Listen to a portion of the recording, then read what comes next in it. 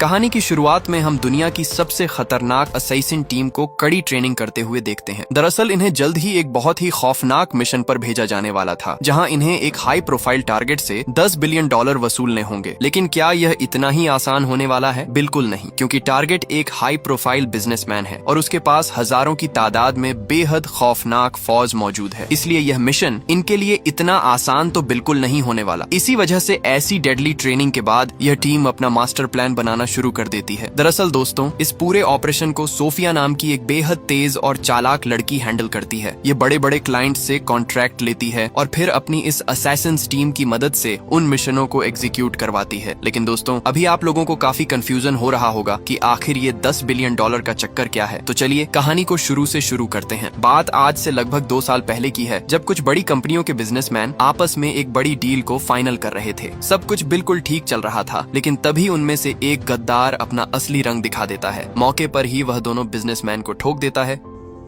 और $10 बिलियन से जुड़े सारे कॉन्फिडेंशियल डॉक्यूमेंट्स और ऑथराइजेशन पेपर्स लेकर वहां से फरार हो जाता है। लेकिन दोस्तों, ये पैसा उन बिजनेसमैन का नहीं था। दरअसल ये पूरी रकम एक बहुत बड़ी कंपनी की ओनर की थी। जब उसे अपने $10 बिलियन डूबने की खबर मिलती है तो वह किसी भी कीमत पर अपना पैसा वापस लाना चाहती है। इसलिए वह सोफिया के पास पहुंचती है और उसे एक डेडली कॉन्ट्रैक्ट ऑफर कर देती है। आगे वह बताती है कि अगर तुम उस बिजनेसमैन को मारकर मेरी सभी रकम वापस लाकर देती हो तो मैं तुम्हें उस पूरी रकम की 20% दूंगी। लेकिन आगे से सोफिया 30% में बार्गेनिंग करके फाइनल डील कर लेती है। इसके बाद सोफिया सीधा अपनी असैसिन्स टीम के लीडर्स के साथ मीटिंग करती है और उन्हें उस बिजनेसमैन की एक एक जानकारी निकालने का काम सौंप देती है, ताकि मिशन शुरू होने से पहले उनके पास टारगेट से जुड़ी हर जरूरी इन्फॉर्मेशन मौजूद हो। ऐसे ही काफी खोजबीन करने के बाद उन्हें आखिरकार अपने टारगेट का पता चल ही जाता है। दरअसल ये बिजनेसमैन कोई आम आदमी नहीं था। इसके पास दुनिया के कई देशों में फैले हुए दर्जनों ऑयल रिग्स और एनर्जी प्रोजेक्ट्स मौजूद थे। अब आप खुद ही अंदाजा लगा सकते हैं कि इस आदमी का नेटवर्क कितना बड़ा है। इसीलिए ये लोग सबसे पहले आसान रास्ता आजमाने का फैसला करते हैं। दरअसल इनका प्लान था कि किसी तरह जॉर्ज की जेब से उन $10 बिलियन को निकलवाया जाए। इसके लिए असैसिन्स टीम के कई मेंबर्स को उसके अलग अलग ऑयल रिग्स में वर्कर बनकर भेज दिया जाता है, ताकि वे अंदर ही अंदर सिस्टम में खराबी पैदा कर सकें। इनका मकसद रिग्स के ऑन ऑपरेशंस को बुरी तरह से प्रभावित करना था, जिससे जॉर्ज को भारी नुकसान हो। इसके अलावा चाचा सऊदी में भी अपना एक 30,000 स्क्वायर फीट का एम्पायर खड़ा कर रहा था। यहाँ भी टीम का हैकर सिस्टम में ऐसी गड़बड़ कर देता है कि अथॉरिटीज को लगने लगता है कि इस प्रोजेक्ट में भारी मात्रा में ब्लैक मनी लगाई गई है, जिसके चलते कंस्ट्रक्शन का काम रोक दिया जाता है। ऐसे ही करके धीरे धीरे सोफिया जॉर्ज की बड़ी बड़ी कंपनियों, प्रॉपर्टीज और एसेट्स को डुबाना शुरू कर देती है, ताकि इसी मौके का फायदा उठाते हुए वह उससे $10 बिलियन से भी ज्यादा बड़ी रकम निकाल सके। मतलब समझ ही सकते हो दोस्तों कि यहाँ किस लेवल का भयानक गेम खेला जा रहा था। आगे देखते जाओ, आप लोगों का पूरा दिमाग हिलने वाला है। यह सब कांड करने के बाद सोफिया सीधा जॉर्ज के सीए के पास पहुँचती है। आगे मैडम कहती है कि मैं तुम लोगों को इस भारी जंजाल से बाहर निकाल सकती हूँ और यह भी पता कर सकती हूँ कि इस सब के पीछे कौन है, लेकिन इसके लिए तुम लोगों को मेरे अकाउंट में $300 बिलियन ट्रांसफर करने होंगे। 300 बिलियन का नाम सुनते ही चाचा के तो होश ही उड़ जाते हैं। इसलिए पहले तो वह उसे मना करके वहाँ से भगा देता है, लेकिन जब वह ये बातें जॉर्ज को बताता है तब वह उस लड़की से मिलने के लिए बुलाने को कहता है। इसी के साथ चाचा दोबारा सोफिया को कांटेक्ट करते हुए उसे बॉस के घर में बुलाने लगता है, लेकिन इस बार सोफिया अपनी डिमांड बढ़ाकर $400 बिलियन कर देती है। लेकिन शर्त यह थी कि अगर उसकी डिमांड पूरी नहीं की गई तो वह जॉर्ज से नहीं मिलेगी। इधर चाचा के तो पसीने छूट चुके थे। खैर आखिरकार वह मान जाता है और उसे बॉस के घर बुला लेता है। अगले ही दिन सोफिया उसकी आलीशान प्रॉपर्टी में पहुंचती है। आगे से वह सीधा पैसों की बात छेड़ते हुए कहती है कि अगर तुम मुझे $400 बिलियन देते हो तो तुम्हारी जितनी भी कंपनियां, प्रॉपर्टीज और एसेट्स डूब चुके हैं, मैं उन्हें दोबारा खड़ा कर सकती हूँ। और सबसे बड़ी बात, ये सब के पीछे कौन है इसका भी पता लगा सकती हूँ। लेकिन जॉर्ज सीधा जवाब देता है कि उसे सिर्फ $100 मिलियन ही मिलेंगे, इससे ज्यादा कुछ नहीं। क्योंकि जॉर्ज अच्छी तरह जानता था कि दुनिया में कोई भी कितना बड़ा तुर्रम खां क्यों ना हो, डूबती नाव को इतनी आसानी से सीधा नहीं कर सकता। आगे वह कहता है, पहले तुम मेरा एक काम करके दिखाओ। अगर मुझे यकीन हो गया कि तुम सच में यह कर सकती हो तो मैं तुम्हें $400 बिलियन से भी कहीं ज्यादा दूंगा। इधर ये सब बातें सुनकर सोफिया का दिमाग पूरी तरह हिल चुका था, क्योंकि दोस्तों उसे लगा था कि अपना पूरा एम्पायर डूबने के बाद जॉर्ज बुरी तरह डरा हुआ होगा और उसे हायर करके मोटी रकम दे देगा। लेकिन यहाँ तो यह बकलोल उल्टा उससे काम करके दिखाने को कह रहा था। इसीलिए सोफिया कहती है कि मेरे पास इतना समय नहीं है कि पहले तुम्हें प्रूफ करके दिखाऊं और उसके बाद पेमेंट लूं। अगर यकीन नहीं है तो भाड़ में जाओ, अपना काम किसी और से करवा लो। इतना बेइज्जती सुनने के बाद तो चाचा बिना कुछ बोले ही वहाँ से निकल जाता है। फिर क्या दोस्तों, इन लोगों का सीधे जॉर्ज की जेब से पैसा निकलवाने का इतने दिनों का प्लान यहीं फेल हो जाता है। जॉर्ज की प्रॉपर्टी से बाहर निकलते ही कुछ गाड़ियां उनके पीछे लग जाती हैं। इधर गाड़ी में बैठे सिक्योरिटी चीफ को इस बात की भनक लग चुकी थी कि कोई उनका पीछा कर रहा है, इसलिए वह तुरंत अपने बाकी टीम मेंबर्स को हथियार लेकर एक कैफे में पहुंचने का आदेश देता है। कैफे पहुंचते ही सिक्योरिटी चीफ मैडम को लेकर अंदर चला जाता है, जबकि ड्राइवर बाहर ही रुकता है ताकि वह आसपास हो रही हर एक गतिविधि पर नजर रख सके। इसी के साथ उनके बाकी टीम मेंबर्स भी वहां पहुंच चुके थे। कुछ ही देर में 2 हिटमैन कैफे के अंदर एंटर करते हैं और सामने वाली टेबल पर जाकर बैठ जाते हैं। दूसरी तरफ पीछे से भी 2 और हिटमैन अंदर घुस चुके थे, जबकि बैकअप के लिए 2 लोग बाहर तैनात थे। इधर अंदर मौजूद चीफ सिक्योरिटी लगातार बाहर मौजूद अपने साथियों को दुश्मनों की लोकेशन बताता रहता है ताकि वे लोग अंदर घुसकर सीधा उन्हें ठोक सके। लेकिन कुछ ही देर बाद बाहर मौजूद सिक्योरिटी देखता है कि कैफे की तरफ और भी कई सारे टपोरी आ रहे हैं, इसीलिए असैसिन टीम तुरंत अपना गन्स असेंबल करना शुरू कर देते हैं। इधर अंदर पूरा पासा पलट चुका था। अचानक आगे बैठा 2 हिटमैन अपना बंदूक निकालकर उन्हें मारने ही वाला था, लेकिन मौके पर ही चीफ सिक्योरिटी उन दोनों को ठोक देता है। इसी के साथ बाकी टीम मेंबर्स भी दुश्मनों को एक के बाद एक साफ करना शुरू कर देता है। बाहर भी एक गाड़ी भरकर लोग पहुंच चुके थे, लेकिन उन्हें भी बाहर मौजूद असैसिन टीम मेंबर्स गोलियों से भूनकर सीधा नरक भेज देता है। लेकिन पता नहीं कहां से यहाँ इतना सारा हिटमैन आ टपकता है। आखिरकार सभी को साफ करने के बाद चीफ सिक्योरिटी मैडम को लेकर पीछे के दरवाजे से निकल जाता है। इधर जब यह खबर जॉर्ज चाचा तक पहुंचती है कि उसके द्वारा भेजे गए सभी हिटमैन खल्लास हो चुके हैं, तो उसके तो होश ही उड़ जाते हैं।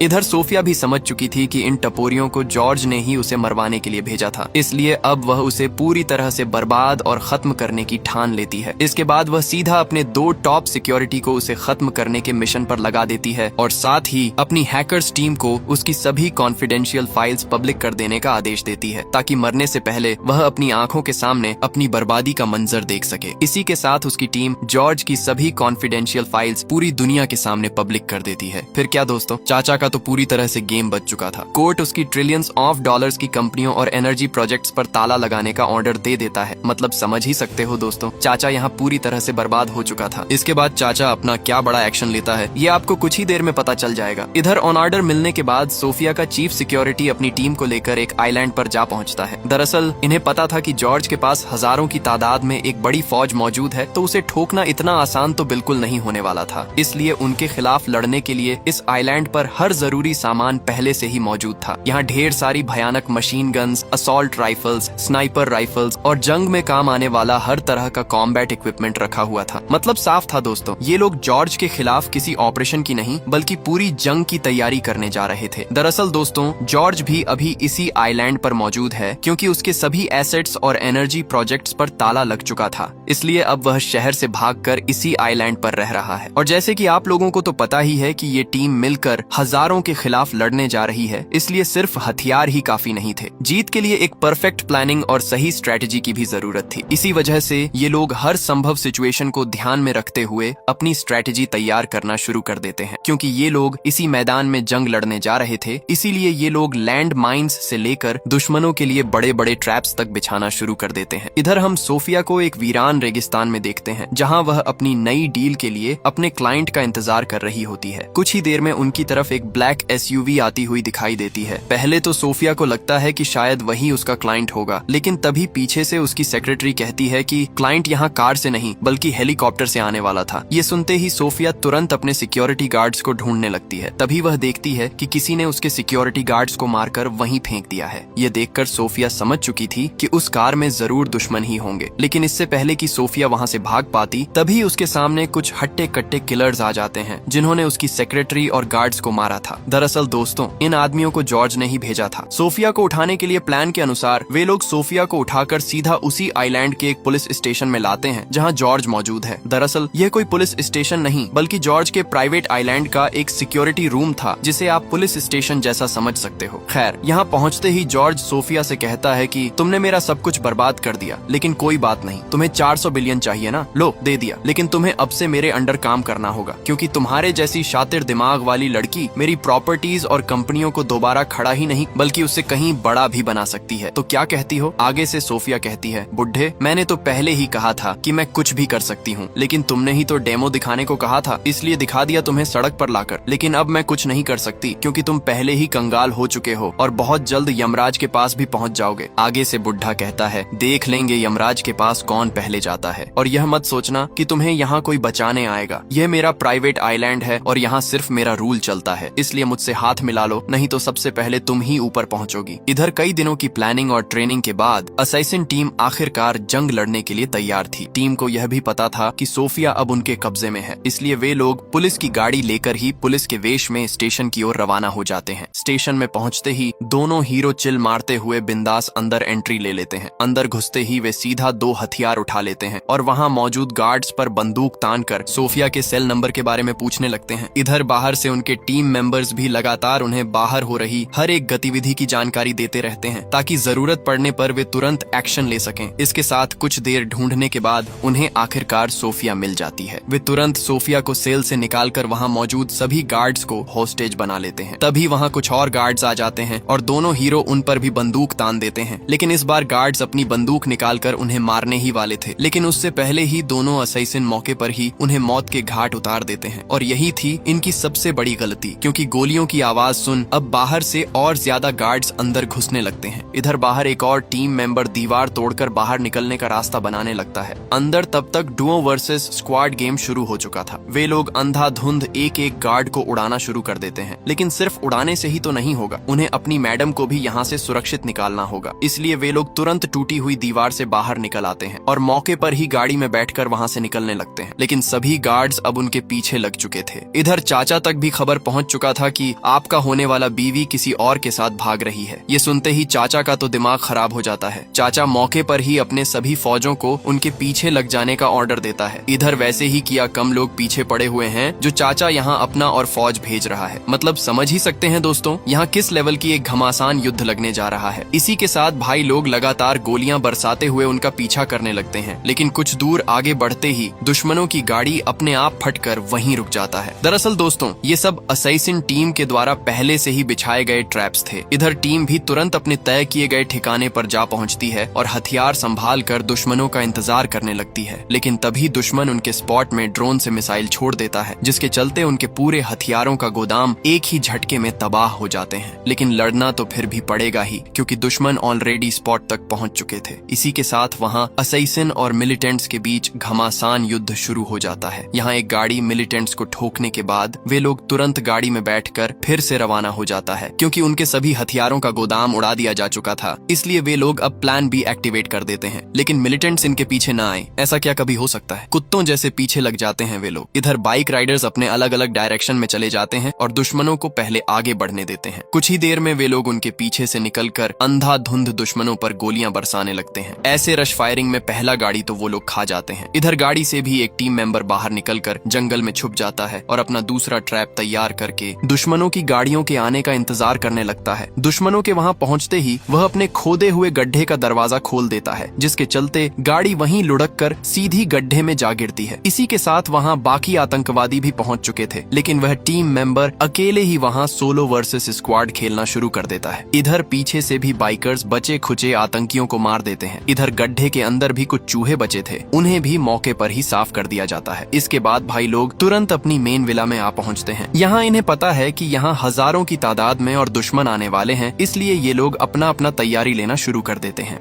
कुछ ही देर में वे लोग देखते हैं कि उनकी ओर 2 गाड़ियां बेहद तेजी से आ रही हैं। मौके पर ही वे उनके द्वारा बिछाए गए एक और ट्रैप को एक्टिवेट कर देते हैं, जिसके चलते एक गाड़ी वहीं लुढ़क जाती है। इधर जितने भी मिलिटेंट्स बच गए थे उनको स्नाइपर एक एक करके खाना शुरू कर देता है। तभी ड्रोन ऑपरेटर देखता है कि दूसरी साइड से भी दुश्मनों की 2 गाड़ियां आ रही हैं। इधर भी भाई लोग एक और ट्रैप एक्टिवेट कर देते हैं, जिसके चलते दुश्मनों की दोनों गाड़ियां वहीं रुक जाती हैं। लेकिन अब वे लोग गाड़ी से निकलकर बेहद तेजी से उनके विला की ओर बढ़ने लगते हैं। इधर टीम भी एकदम तैयार तैयार बैठी है इनको ठोकने के लिए। दुश्मन नजर आते ही चारों मिलकर एक एक को नरक भेजना शुरू कर देते हैं। कुछ ही देर में वहाँ 2 और मिलिटेंट्स की गाड़ियां आ टपकती हैं। वहीं वे लोग विला में अंधाधुंध गोलियां बरसाने लग जाते हैं, लेकिन इधर स्नाइपर बिंदास चिल मारते हुए उन्हें एक के बाद एक हेडशॉट मारना शुरू कर देता है। दूसरी तरफ चारों मिलकर लगातार दुश्मनों के ऊपर भेजते ही जा रहे हैं, लेकिन दुश्मन खत्म होने का नाम ही नहीं ले रहा। दुश्मन आते ही जा रहे हैं। इधर असली गेम तो स्नाइपर खेल रहा है भाई। वह बिंदास घर में बैठकर चिल मारते हुए दुश्मनों को पेलते जा रहा है। लेकिन दोस्तों कुछ ही देर में दुश्मन बेहद नजदीक पहुंच जाते हैं, जिसके चलते उन चारों को थोड़ा फैल कर और अपना पोजीशन चेंज करते हुए लड़ना पड़ता है। कुछ घंटे लड़ने के बाद वे लोग समझ जाते हैं कि उन्हें यहाँ से निकलना होगा, क्योंकि दुश्मन खत्म होने का नाम ही नहीं ले रहा। इसलिए बाकी 2 टीम मेंबर तुरंत टनल से होते हुए अपनी गाड़ियां लेने के लिए निकल पड़ते हैं। इधर ये लोग पूरे इलाके में TNT सेट कर देते हैं, ताकि उनके निकलने के बाद जैसे ही दुश्मन विला के अंदर घुसे उन सभी को एक ही झटके में नरक भेज दिया जा सके। यहाँ एक टीम मेंबर स्नाइपर संभालते हुए कहता है कि तुम लोग आगे निकलो, मैं आ रहा हूँ। लेकिन कैप्टन उसे वहाँ बिल्कुल भी रुकने को नहीं कहता, क्योंकि दुश्मन बेहद नजदीक पहुंच चुके थे। लेकिन आगे से वो टीम मेंबर कैप्टन को वहाँ से जाने को कहता है। इसी के साथ कैप्टन मैडम को लेकर वहाँ से निकलने लगते हैं। लेकिन बाहर सिचुएशन इतना खराब हो चुका है कि अगर वे लोग कुछ देर और यहाँ रहे तो सभी टीम मेंबर्स यहीं शहीद हो जाएंगे। फिर भी वे लोग जैसे तैसे सोफिया को लेकर टनल तक पहुंच जाते हैं। इधर ये भाई साहब को देखो, मतलब बाहर हजारों की फौज है और ये अकेला अंदर। देखते हैं चाचा हजारों के खिलाफ कैसे टैकल करते हैं। कुछ ही देर में दुश्मन विला में एंट्री ले लेते हैं। इधर कैप्टन इस भाई को लगातार विला से निकलने को कह रहा था, लेकिन वो तो अकेले ही यहाँ सभी को ठोकना शुरू कर देता है। लेकिन अकेला बंदा कितना ही तो संभाल पाएगा। बाहर से दुश्मन लगातार विला के अंदर एंट्री लेते ही जा रहे थे। और दोस्तों इस भाई की भी स्ट्रेटेजी यही थी कि सभी कुत्तों को इस विला के अंदर या फिर विला के नजदीक लाया जाए, ताकि वो TNT एक्टिवेट करके ज्यादा से ज्यादा दुश्मनों को खत्म कर सके। कुछ ही देर में वो TNT को एक्टिवेट कर देता है, जिसके चलते वहाँ एक भयानक लेवल का एक्सप्लोजन होता है। इधर बाकी टीम मेंबर्स गाड़ियां लेकर वहाँ से भागने लगते हैं। कुछ ही देर में वे लोग गाड़ी से निकलकर जिप लाइन से होते हुए पहाड़ के उस पार तक पहुंच जाते हैं। लेकिन तब तक दुश्मन वहाँ तक भी पहुंच चुके थे। एक सिक्योरिटी अभी भी पहाड़ के इस पार ही मौजूद था। वह तुरंत कुछ आतंकियों को मारकर जिप लाइन में चढ़ जाता है। उस पार पहुंचते ही वे देखते हैं कि हजारों की तादाद में आतंकी पहुंच चुके हैं। इसीलिए वे लोग जिप लाइन के तार को ही गोली मारकर तोड़ देते हैं, ताकि वे लोग इस पार न आ सकें। वहीं वे लोग गाड़ी लेकर अपनी बोट की ओर निकल पड़ते हैं। लेकिन तभी वहां एक हेलीकॉप्टर आकर अंधाधुंध मशीन गन से गोलियां बरसाने लगता है। यहाँ मशीन गन से बात नहीं बनती तो चाचा यहाँ लॉन्चर तक छोड़ने लगता है। लेकिन इस बार वे लोग गाड़ी को सीधा एक घर के अंदर घुसा देते हैं, जिससे हेलीकॉप्टर का निशाना पूरी तरह बिगड़ जाता है। तभी कैप्टन अपना ब्रह्मास्त्र निकालता है और बिना 1 सेकंड की देरी किए सीधा हेलीकॉप्टर पर लॉन्च कर देता है। इसके चलते हेलीकॉप्टर हवा में ही तबाह हो जाता है और धू धू करके जलता हुआ नीचे आ गिरता है। इसके बाद वे लोग जैसे तैसे बोट तक पहुंच जाते हैं। आगे से कैप्टन कहता है कि तुम लोग मैडम को सेफली लेकर जाना, हम दोनों का एक और काम अभी बाकी है। इसी के साथ 2 टीम मेंबर मैडम को लेकर वहां से निकल पड़ते हैं और बाकी 2 हीरो अपना मेन टारगेट जॉर्ज को खल्लास करने के लिए निकल पड़ते हैं। वहीं वो दोनों वर्कर का भेष बनाकर उसके घर में घुस जाते हैं और मौका मिलते ही उसे एक इंजेक्शन लगा देते हैं। इंजेक्शन का असर होते ही उसे स्ट्रेचर पर लिटाकर आराम से बंगले के बाहर ले आते हैं और उसे एम्बुलेंस में भरकर वहां से फरार हो जाते हैं। अब ये दोनों इसके साथ क्या करने जा रहे हैं ये तो मुझे भी नहीं पता, चलिए देखते हैं। ये दोनों इसे एम्बुलेंस गाड़ी से निकालकर अपनी माचो गाड़ी में डाल देते हैं, वो भी पूरा प्लास्टिक से रैप करके। मतलब समझ सकते हैं दोस्तों, ये सीन इतना फनी लग रहा था कि मुझे चाचा किसी मम्मी से कम नहीं लग रही थी। उसके बाद वे दोनों उसे श्रीलंका जाने वाली शिप में बिठा देते हैं और जॉर्ज को कुछ ड्रग्स की शिपमेंट में ऐसे ही सुलाकर भेज देते हैं। सीन शिफ्ट होने पर हम देखते हैं कि जॉर्ज चाचा एक कंटेनर में माल फूंक रहा है। इधर पूरे कंटेनर में दोस्तों ड्रग्स भरा हुआ था और याद है कैप्टन ने जो इंजेक्शन लगाया था वह भी ड्रग्स का ही डोज था। अब चाचा श्रीलंकन पुलिस के द्वारा रंगे हाथों पकड़ा जा चुका था। और दोस्तों इसी के साथ ये कहानी भी यहीं समाप्त हो जाती है। मुझे पता है दोस्तों मूवी थोड़ा कंफ्यूजिंग है, आप लोगों को थोड़ा समझने में भी दिक्कत हुई होगी। एक्चुअली दोस्तों ये नई मूवी है ना, ये 1 महीने पहले ही रिलीज हुई है, तो हिंदी में भी अवेलेबल नहीं है, तो इंग्लिश तुम्हारे भाई को थोड़ा समझ आता है। खैर दोस्तों अगर आप लोगों को फुल मूवी देखनी है तो आप लोग जाकर अमेज़न प्राइम वीडियो में देख सकते हैं। बहुत बहुत धन्यवाद।